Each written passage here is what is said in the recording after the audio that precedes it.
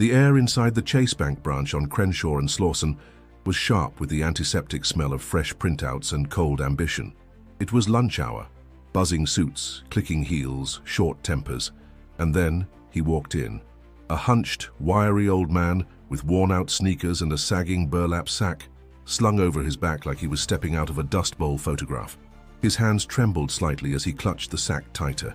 People stared, some snickered. A toddler pointed.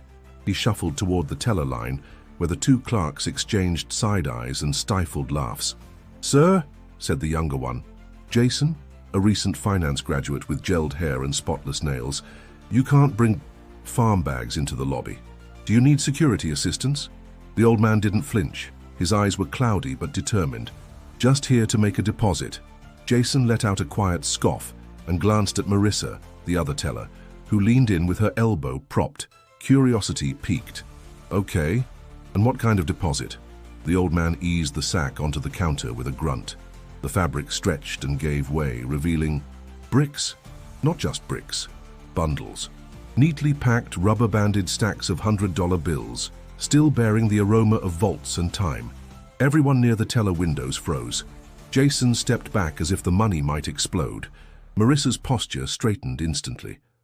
Sir, that's, we'll need to verify the source of these funds," she stammered. The old man gave a half smile. "That's fine. Do what you gotta do, I've got time." In the corner, a woman in a pantsuit whispered into her phone, possibly dialing a manager or the IRS or both. Security hovered, unsure whether to intervene or salute. Outside, the sun glared off the pavement, and pedestrians pressed against the glass, drawn by the sight of stacks upon stacks of cash. "Where did you get this money?" Jason asked, his voice cracking slightly. "Worked for it," the old man said. "Every damn dollar." Jason blinked. "This is hundreds of thousands, maybe millions." "I know." A shift rippled through the bank. Customers stopped pretending not to listen. A guy filming on his phone edged closer, angling for a clean shot of the bills. Something about the old man's stillness, his quiet, unashamed stance, seemed to shame the room into silence. "Name for the account?" Marissa finally asked, now all business. "Johnson. Irvin Johnson Sr." Jason's brow creased. "Wait, like Magic Johnson?" The old man didn't answer. Instead, he pulled a small laminated photo from his breast pocket and slid it forward. It showed a younger version of himself, lean, grinning, with a tall teenage boy in a Lakers jersey wrapping an arm around his shoulders. The resemblance was unmistakable. Jason's mouth fell open. "Holy, you're Magic Johnson's dad." Irvin Sr. nodded once, slowly. "I thought he was like rich," Jason mumbled. "Why would you walk in here like this?" The old man gave him a look that cut through decades. "Because money's not the same thing as pride." Nobody spoke for a long time. The vault door hummed behind them, like even the metal was stunned. In the silence, Irvin Sr. began sorting the bundles by hand as if he'd done it 1,000 times before. No assistance, no armored trucks. Just the sack, the strength in his back and the life he'd lived. And somewhere in that room full of bankers, clients, and cell phone cameras, something shifted. Respect wasn't requested. It was earned, in silence. Curious what happens next? Stick around and don't forget to subscribe and drop your thoughts in the comments. You won't believe where this story goes from here. The next day, Irvin Johnson Sr. sat in the modest kitchen of his Lansing, Michigan home, sunlight falling across the cracked linoleum. His fingers were still sore from carrying the sack. He never told Junior, Magic, about the trip. That wasn't his style. He didn't need applause. A knock came at the screen door. It was Derek, the neighbor's son. 19, skittish, pants sagging. "Have you really carried that much money in a sack, Mr. Johnson?" he asked, eyes wide. Irvin Sr. chuckled. "Don't believe everything you see on TikTok. But it's true, right? They said you walked in like a boss." "I walked in like a man," he said simply, sipping coffee. "That's enough." Derek lingered. "How'd you even get all that money?" Irvin leaned back. The air buzzed with cicadas outside. "You want to hear about the first job I ever had?" Derek nodded. "I was 13. My daddy worked in a General Motors plant. He told me, don't wait around for handouts, earn your own. So I got up every morning at 5 and cleaned up trash behind Johnson's Market. No relation," he added with a smile. "Paid? $2 a week." Derek blinked. "That's it?" "Back then that was lunch money for school and a little extra to take my sweetheart to the roller rink." You really saved that kind of money just by working jobs. I didn't just work jobs, I stacked jobs like bricks. Factory by day, school by night. When Junior came along, I told myself he's going to have options, not excuses. Derek nodded slowly, trying to picture it. Do you ever work a job? Irvin asked. Just part-time at the gas station, got laid off last month. Don't matter where you start. What matters is that you start. Every dollar means something when your name's behind it. Derek's eyes drifted to the garage. You really kept the money in there? Irvin smiled. I kept some of it there. Rest's been moved. He stood up and grabbed the same sack from the counter, now empty. This bag? My daddy carried grain in it back in Mississippi. I carried dreams. Junior carried championships. There was a weight in his voice, soft but firm. Earned, not borrowed. Derek scratched his head. I never knew you were his dad. Most people didn't. I never asked for attention. Still, that's wild. Irvin nodded. You don't have to shout to be heard, son. Sometimes silence does the heavy lifting. As Derek left, he looked back once more. Later that day, Irvin Sr. received a call from the bank manager. Mr. Johnson, I want to formally apologize for how you were treated yesterday. That was unacceptable. Irvin paused, then said, People judge what they don't understand. Let 'em. I came to deposit money, not ego. We'd still like to offer you a private banking experience, free of charge. Appreciate it, he said. But I'm fine waiting in line with everybody else. The manager was quiet for a moment, then chuckled. You're something else, Mr. Johnson. No, I'm just something old. And maybe that's enough. That night he sat alone in his garage, looking at faded photos pinned to the wall. His wife, Christine. Young Irvin with a ball twice the size of his head. Graduation shots. Sweat. Years. Love.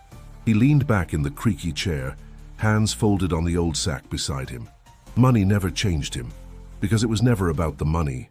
The pavement was cracked in the Johnsons' driveway, just like it had been 40 years ago when Irvin Jr. first dribbled a basketball in front of the garage.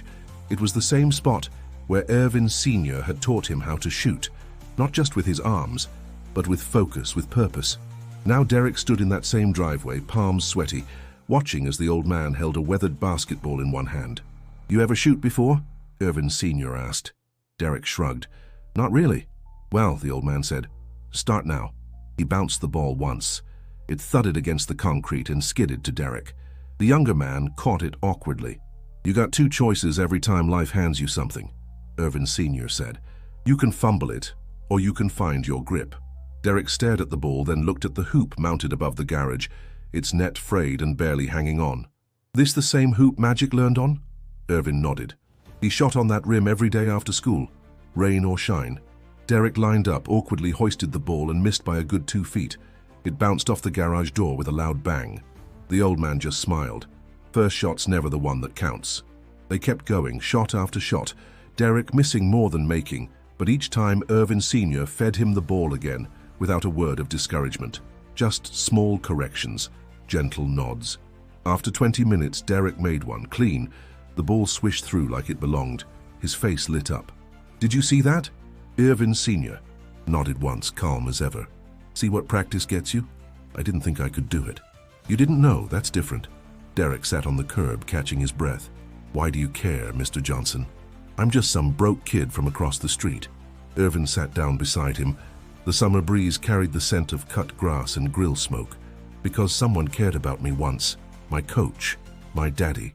My wife. I ain't rich because of my boy. I'm rich because I was loved.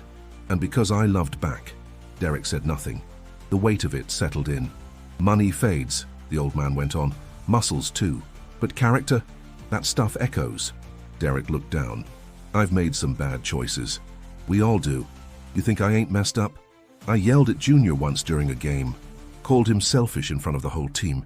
He didn't talk to me for 2 days. I sat with that pain, learned from it. 2 days? Derek asked, surprised. Felt like 20, but I apologized. Properly. And I made sure my actions matched my words. Derek kicked at a pebble. I wish my dad had said something like that. Irvin looked at him. Then be that kind of man for the next person. They sat in silence as the sun began to dip. Tomorrow morning, the old man said, rising. Come by at 6:30. We'll repaint the driveway lines, make this place feel sharp again. Why? Because working with your hands gives your heart something solid to hold on to. Derek gave a soft chuckle. You really never stop teaching, do you? No, the old man said, because life never stops needing students. The next morning, 6:30 sharp, Derek showed up just like he said he would. No sagging pants this time, just work boots, an old t-shirt, and a look in his eyes that said maybe something was starting to shift. Irvin Sr. handed him a paint roller and pointed to the bucket. We're doing this right. Straight lines, clean edges. Derek dipped the roller and started on the edge of the driveway, the white paint gliding onto the concrete like a fresh page. For a while they worked in silence, the quiet kind that comes when two people understand each other better without speaking. You always been like this? Derek asked, not looking up. Like what? Patient. Steady? Irvin shrugged. Nah, I used to lose my temper. Used to think being loud meant being strong. Then Christine, my wife, she taught me otherwise. She's still around. A pause. She passed 5 years ago. I'm sorry. Me too. She had a way of making everything around her calm. Even me. Especially me. They painted the center line down the drive, slow and careful. Junior get that from her? Derek asked. That cool head? Irvin chuckled. Some of it. But make no mistake, he's got fire. You don't make it where he did without that. Derek looked up. Must be crazy having a famous son. Everyone always asking you about him. Irvin set the roller down. Yeah, they do. But let me tell you something. They never ask about the nights I stayed up fixing brakes just to pay for his travel team, or the mornings I drove him across town so he wouldn't have to walk past the gangs. Derek nodded, quiet again. They ask about Magic, Irvin continued. But they forget he was just Irvin first. My boy. The kid who used to beg me for 5 more minutes at the park. I don't think I ever had 5 more minutes with anybody, Derek muttered. People always rushed me, like I was too much to deal with. The old man looked at him, eyes gentle. Then maybe now's your time to slow things down. They finished painting as the sun climbed higher. The driveway gleamed, new lines, fresh edges, a small act of dignity restored. I got a job interview this afternoon, Derek said as they rinsed the tools. Hardware store, stocking shelves. That's good. You show up early, shake hands firm, and listen more than you talk. Derek laughed. You got a rule for everything, huh? Not rules, just reminders. Life's heavy. You gotta build muscles in your spirit too. A car rolled up to the curb, black SUV, tinted windows. The driver stepped out in Lakers gear. Even from a distance, it was clear who it was. Yo, Derek whispered. Is that? Irvin Jr. walked up the drive, arms wide. Pops. The two men embraced tight and long. No cameras, no crowd, just father and son. Thought I'd swing by after hearing you shut down a bank branch, Junior teased. The old man grinned. I didn't shut it down. I just reminded them how money looks when it's earned. Junior turned to Derek. You helping him out? Yes, sir. Junior gave him a nod. Good man. Derek flushed, unsure what to say. Irvin Sr. clapped a hand on Derek's shoulder. This one's learning fast. They all stood there a moment, the freshly painted drive behind them, the weight of stories shared between generations, settling like a soft wind. That evening, Irvin Sr. sat in his garage again. The sack, folded neatly, rested on the workbench beside him.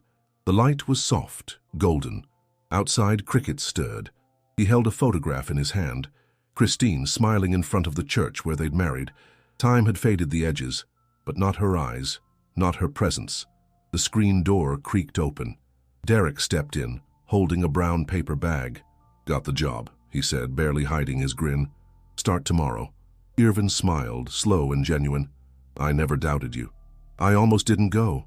Thought about backing out. Then I remembered what you said about pride not living in excuses. The old man nodded. And how'd it feel walking in there? Like I wasn't pretending anymore. They sat quietly for a moment. You know, Derek said, I always thought people like your son, they were born different, like they had some magic or something. He worked harder than anyone I've ever known, Irvin Sr. replied. But no, he was just a kid with a ball and a dream. The difference was, he had a foundation. From you, Derek said. Irvin shrugged. From me and Christine, and from understanding that wealth doesn't start in your wallet. It starts in your choices. He stood up and walked over to a wooden shelf. From behind a toolbox, he pulled out a small metal box and opened it. Inside was a checkbook, a folded letter, and 2 gold coins, worn, but gleaming faintly. These are my father's, he said, handing the coins to Derek. He gave them to me when I left Mississippi. Said, They'll mean more if you never spend them. Derek turned them over in his hand. What do you want me to do with them? Keep them until you feel like someone else needs the reminder. I don't know if I deserve that. You don't, Irvin said plainly. Not yet, but you will. They both laughed. The next morning, Derek was out the door early. As he passed the Johnson house, he paused at the end of the drive. Irvin was already outside, sweeping. The lines on the driveway looked sharp, bright in the rising sun. Don't be late, Irvin called. Never again, Derek answered. As Derek disappeared around the corner, Irvin turned to go back inside. But something stopped him. Across the street, a neighbor who'd never spoken much before gave him a wave. Then another. A woman walking her dog offered a small smile, not because he was Magic Johnson's father, but because he was seen. That night, Irvin Jr. called from Los Angeles. Dad, ESPN wants to do a feature on you. After that bank story went viral, people are curious. Tell them no, the old man said. There was a pause. Why? You earned it. I don't need my name in lights. I need it in memories. I need it in how people treat each other on the sidewalk, not just on a screen. Junior laughed. You never change. Not supposed to. Later that week, Derek came back. Clean-shaven, worn work boots, a different kind of energy. I gave one of the coins to my little brother, he said. Told him it was a promise, not a prize. Irvin smiled. Now you're getting it. As the sun dipped behind the houses, the garage light clicked off. The sack stayed folded. The money was long deposited. But what stayed behind, the kindness, the grit, the quiet example, was the true inheritance. If this story moved you, don't forget to subscribe and click the video on your screen. It was picked just for you and you're going to love it.